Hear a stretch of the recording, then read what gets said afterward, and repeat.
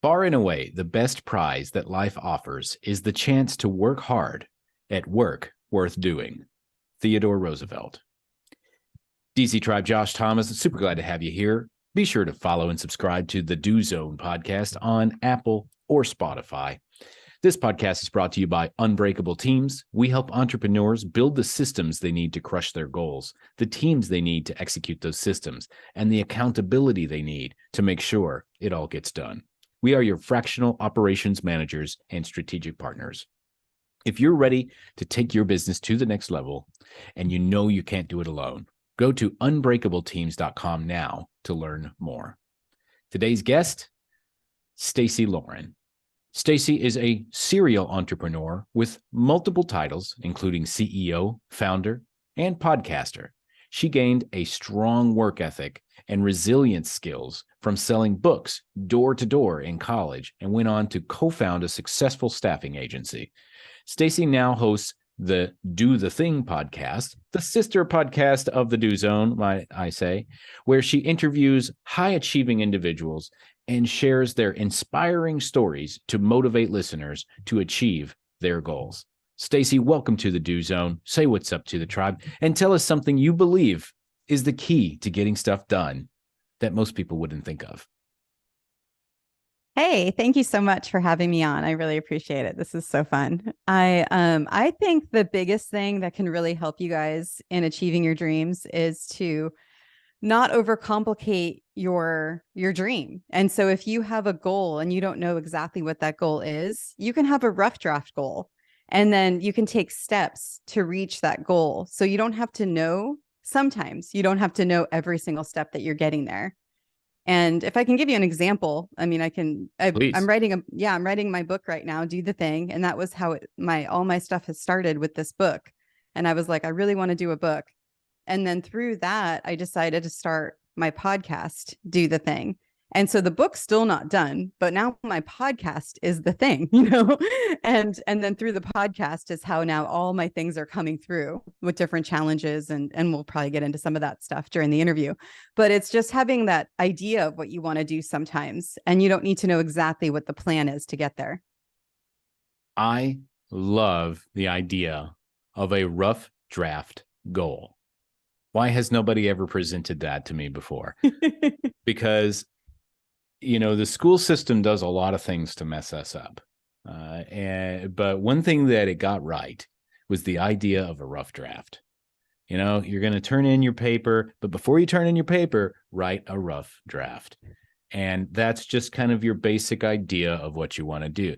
And so many of us as entrepreneurs, we spend so much time trying to turn in the final paper, but we haven't even started working with the rough draft yet. It's so true. And I think that's where people get blocked, is because they think they need to know every single step. And there is totally a place for that. I love SMART goals and I love being able to really know strategically how to go. But there's sometimes that it just is like, you don't even know where you want to go yet. You just have an idea, a North Star of where you want to go. And then you just take one step, and it could be as micro of a step as you want, or you could take as big of a step as you want. But it's like, however you can get there, it's momentum. And that's the part of the Do Zone and Do the Thing. Do and do the thing. The do is the most important part. A lot of people keep asking me, what's the thing? What's the thing? And I'm like, the thing doesn't even matter. It's the do. The thing evolves, it expands. The thing might be one thing one day, and it could just expand and keep evolving as you're moving. And so it really is the do. That's why I love that you said we're sister podcasts, because it's true. It's like Do Zone, Do the Thing. It's the do. Well, and I think that you just summarized all of the problems with humanity, because we're focusing on the wrong part of that sentence. When you say do the thing, everybody's asking you what the thing is. And you're saying, who cares what the thing is? Just do something.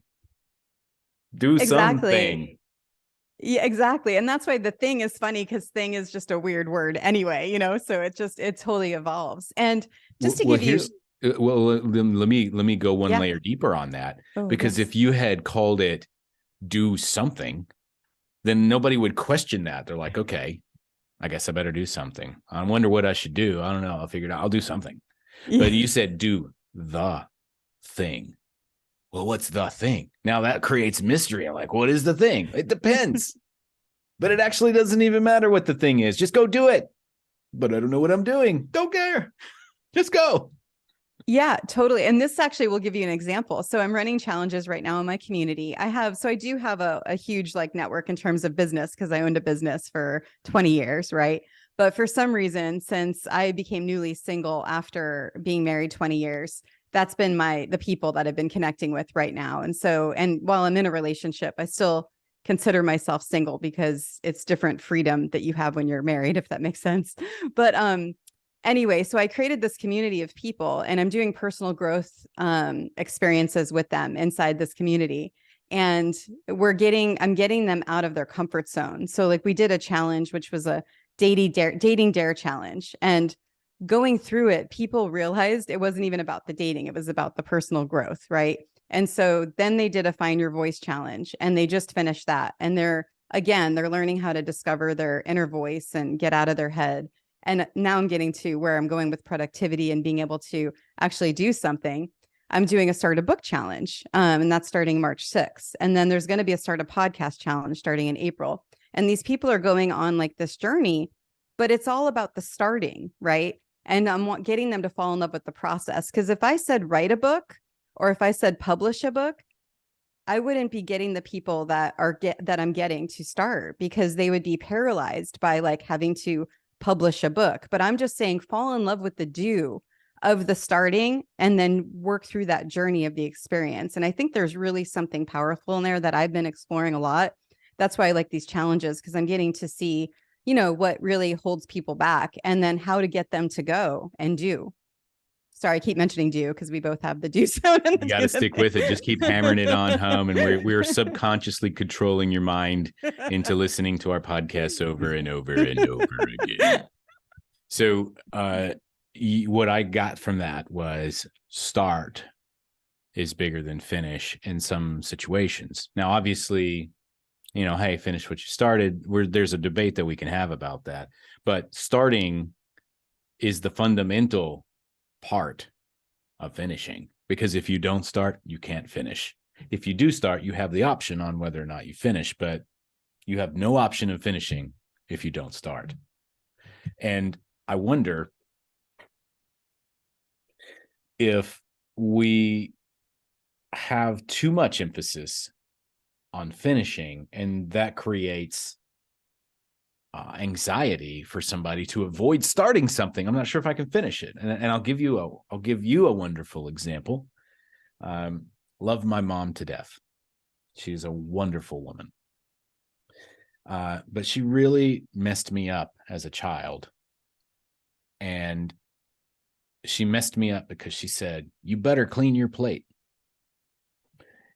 I put food in front of you. I don't want to see you get up until you finish all your food." And she's just doing what she knows, like I no love lost. But that really messed me up and created lots of problems with nutrition and health, weight problems, and all kinds of things because I feel like I have to finish everything. I'm 43 years old now, and I know I don't have to finish the meal. My mom's not serving me anymore. I decide how much food goes on the plate, but if I put too much and there's a little bit left, you bet I'm finishing that bastard, and that messed me up because somebody focused on the fact that you got to finish. So sometimes it was like, I don't know. That transfers to other parts of life where I know I'm going to have to finish this if I start it. Maybe I shouldn't even start it. Thoughts on that? Yeah. And it's really that idea of being able to start and then being able to check in with yourself as you're moving, right? And this is where that debate comes in, because I do agree. I think once you figure out what lights you up and what you're excited about, finish that thing, right? Yeah. I don't like fish sticks, Mom. Don't make me finish these. I don't like them. Yeah. Exactly. They don't light me up. Yeah. And so, so that's the point of it, is like, it's it's starting, so then you're able to move, and then feel what gets you excited. And then once you're able to see what makes you feel alive, that's when you know what it is. And so anyway, that's why I've been encouraging people to just get started. And one of the guys in the group, I did my celebration interview for the Find Your Voice Challenge last night. He said, I don't know if I want to start a podcast. I don't know if I want to start a book, but I know, and I didn't know that I wanted to find my voice, but I know I'm doing all of these challenges because I'm learning about myself in the process and what gets me to do the thing, basically. I love the message. I love the thing. I don't know what the thing is, but nobody really knows what it is. And that's what matters, because the thing is going to be different for each person. And so talk to me a little bit about what the actual formula is. I know that you've got these different challenges happening, but what is the do the thing formula exactly? Yeah, thanks. So pretty much what happened was, this is the reason why I started the podcast, is because as I was doing the book, I realized I wanted to figure out what everyone's patterns were, because I realized that I had certain patterns when I did the thing with everything that I've done. And I'm like, I'm sure other people have those patterns too. So then I basically started interviewing people, started to see the patterns. And then after I think it was about 80 interviews, I was like, boom, I got it. So the formula is an acronym, and it's I'm game. And the I, are you ready? The I stands for identify the why. Why do you want to do the thing? Why are you ready for this change? M in I'm is mindset. And then you have game. So the G is goals. A is accountability. M is my people. And my people is different than like-minded people. A lot of people talk about like-minded people, which is the 5 people you're around, and you're the average of them. And I totally believe in that. I love my people, or I love like-minded people. But my people is people that are doing the same thing as you, that want the same thing. And they give you that community and connectedness that you need to grow. And here's a big distinction. It's like, let's say you want to run a marathon and you're surrounding yourself with those supportive, encouraging friends. They're not going to be able to help you run that marathon. You have to be around people that are runners. And that's where my people comes in. And then the E is educate. And educate is basically you educating yourself, hiring a coach, to learning from YouTube, podcasts, books, anything you can learning from other people. And then also educating others, because that's the other thing. I mean, if you look at 12-step programs, that's why they're so successful, is because they have them educate other people on how they've achieved their success. And so yeah, that's the formula after all the interviews. And it's cool now because I think I have 120 interviews now. So the last 40, I've been able really to like dive in even deeper into each piece. It's an interesting observation about 12-step programs being effective because they educate other people on what they're doing. And that's something you picked up from all of this research that you did. Tell me more about that. That's interesting. Yeah. So pretty much, I just started, it came from when I owned my staffing company. We helped people come back from having criminal background. They were like in a transitional living center. So either they were in a drug program or alcoholic or a criminal record, and they lived in these transitional living centers. And so once I dissected the formula, I was like, I want to help them again, and thinking I could go back and talk to the transitional living centers. And then that just got me to explore more like about 12-step programs and things like that. So I interviewed someone who had gone through AA, and then I interviewed someone, that one's not public on the podcast. That was a private interview. And then I interviewed someone that had gone through Al-Anon, that is on my podcast. And basically she was the one that actually helped me see the education piece as a 2-part process. And, said that's where when you're able to then speak to how you actually got, how you actually recovered and you're actually sober now, or with Al-Anon, it's different because you're a relative of someone that has the problem. But when you get to hear from other people's stories and when you're able to teach, help them, that's where the fulfillment comes in. And so it's really cool. And it reminds me of, and sorry to sidetrack off the 12-step program, but it reminds me of when my podcast started. I was 10 episodes in and I hadn't even published it yet. And then all of a sudden, the guy that runs my podcast platform, he had, I think you met him on our expert panel, but Adam, he had recommended me to a cohort that was teaching people how to start a podcast. And she asked me to be an expert on that. And I hadn't even published my podcast yet, but because I was 3 weeks ahead of these people, I got to speak to it. And I just got that fulfillment from being able to help people and get over perfection and all the things that bottleneck people. And that lit the fire. So pretty much once I got to 10 episodes, once I did that expert panel, by me able to, again, educate others on how I'm doing the thing, it just like lit the fire. And then I was able to like move from there.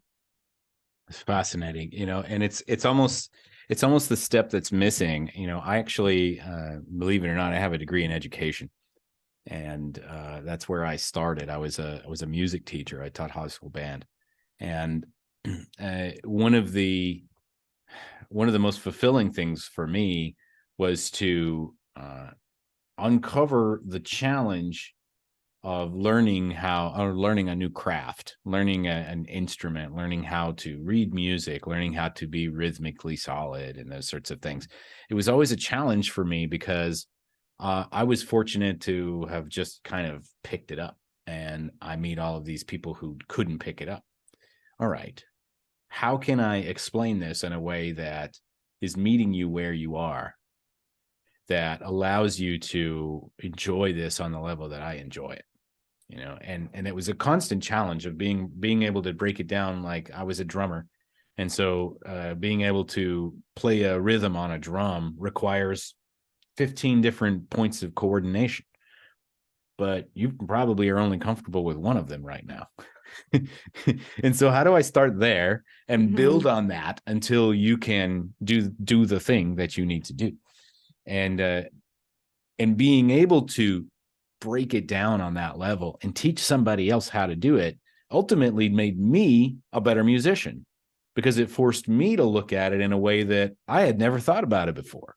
You know what? I need to explain this because the way you're doing it doesn't look right. How do I break this down for you? And then I can feed that right back to my own abilities and increase my own musician skills. So that's a great point. I'd never really seen that before, but you're exactly right. Being able to teach somebody else how to do it really internalizes it, and it helps improve your own processes.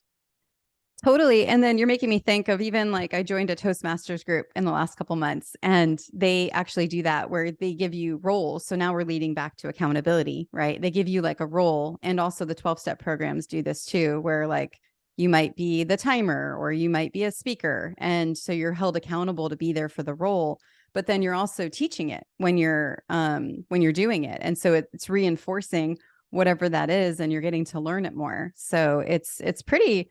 When I saw that it was 2 steps, I was really excited, because once you know the formula of how you do the thing, then you can do anything. You could apply it to whatever you want. I love it. So certainly a unique mind. Let's get into the Do Zone diagnostic and let's see how it operates. You ready? Yep. Awesome. Just 5 quick questions here. I ask every guest, rapid fire. First thing that comes to mind.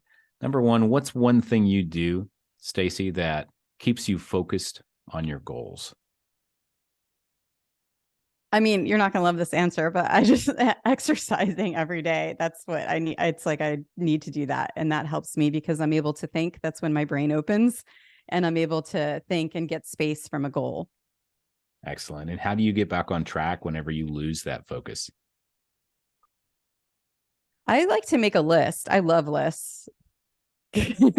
And checking it off. So I think of what are the most important things that I'm doing.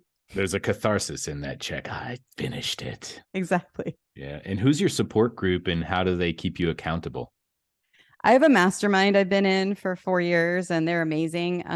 We actually just did a vision board exercise where they were telling us, like about why vision boards are important. And obviously we all know that, and I've had one from a few years ago. And because of the fact that we now need to go to the next meeting and show the vision board, I'm doing it. So that's just an example of a way to hold you accountable, is by having to show the result of what you're doing. Excellent. And how do you approach a difficult project that you're not sure how to complete?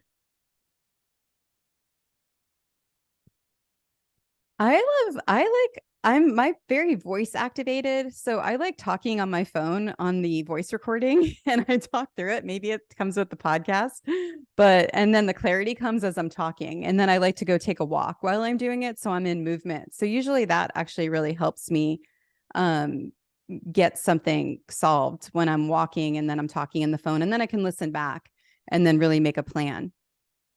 That's very unique. Yeah, I appreciate you sharing that. And it's kind of this audio physical realm that you put yourself in. That's definitely unique. And last question, what's the number one pro tip that you would give to someone looking to get more stuff done in less time?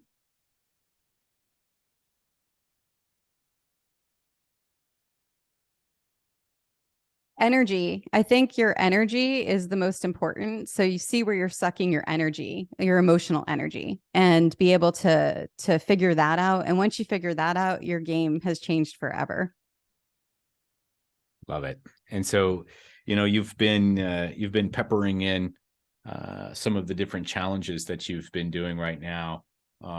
So for those of us who are listening to this podcast right now in this moment, what's on the horizon? So this podcast may come out at a time where one of these challenges is already completed, but what's the big goal? Where is this going in the near future? Well, it's still kind of a rough draft goal. Okay. I love helping people. And I mean, what I realized doing these challenges, because I'm getting to be able to be so engaged with the community, some people's do the thing is them just being able to speak on a Zoom with 30 other people, and be able to like talk to people and being able to help someone give themselves a voice when they haven't had one before. I mean, it literally just completely fires me up, like no end. So, I mean, that's my end goal, is to continue doing that work and to be able to have that spread as much as possible. But in terms of more tactical stuff, I have a book coming out. I don't know when, but probably in 2024, beginning of it. And then I have different challenges. I might be doing programs. I'm thinking of partnering with some people and potentially offering that as well. But right now, the podcast is kind of the main place to be inside my brain and see what's going on, because I update everything in there. And where is the portal that transports people to your brain? It's the dothethingpodcast.com. The do the thing or do the thing? Do the thing podcast.com. dothethingpodcast.com. That's where we can go to visit the sister podcast of the Do Zone, dothethingpodcast.com. And where else can somebody connect with you if they want to reach out directly? We have, if they want to email me, Stacey at dothethingformula.com. And I am on Instagram. Actually, I followed you yesterday. You noticed, but I'm at Do the Thing Formula. Awesome. I now have 3 followers, my mom, you, and that one crazy dude that I met on this, never mind. So awesome. Well, Stacey Lauren, really appreciate you coming on here and sharing with us some really simple yet profound concepts around getting stuff done. And I really appreciate that. And the thing that really resonates with me specifically is do the thing, and how everybody focuses on the thing instead of the do. So let's flip that and let's make sure we start focusing on the do, because that's what we're all about. We're going to wrap up from here. Once again, thanks so much to our guest, Stacey Lauren, for joining us and sharing her wisdom. If you'd like to peek into her brain and see how she does the thing, you can go to dothethingpodcast.com. You can also reach her directly, Stacey at dothethingformula.com. And that's Stacey with an EY. Once again, if you want to keep hearing great content like this, be sure to follow and subscribe to the Do Zone on Apple or Spotify. If you're looking to break through to the next level with your business, but you just don't have the time or tools to do so on your own, we've got your back. Go to unbreakableteams.com to learn how we can supercharge your team's productivity for less than it costs to take them out to lunch. Until next time, remember, we all have the same 24 hours in a day. What are you going to do with yours?